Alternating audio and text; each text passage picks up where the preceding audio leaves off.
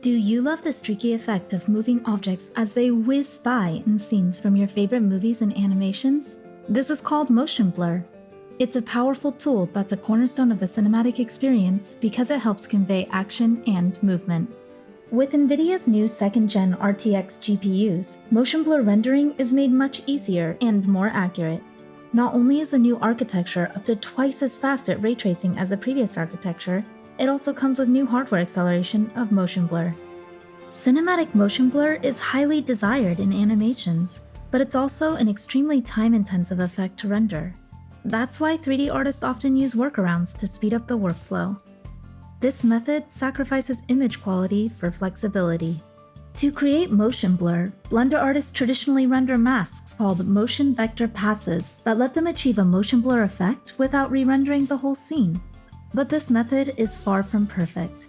For example, we achieve motion blur in this shot by applying it as a post effect.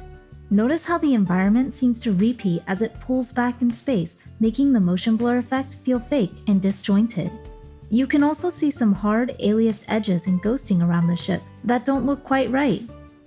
If we move to our static camera, the challenges of traditional motion blur become especially apparent. While the ship is appropriately blurred, its reflection remains sharp. This ruins the immersion of the shot and requires additional time and fixes to make it look believable. Now, this problem can be solved with the new features in NVIDIA's 2nd-generation RTX GPUs. Let me show you how. Using hardware acceleration, true motion blur can be accomplished through physically based rendering that's quick, easy, and accurate.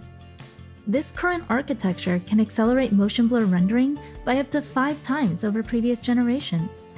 In addition to saving render time, you can also save hours of struggling with visual tricks and compositing to perfect the shot. In short, your cinematic motion blur scenes always look great and just work.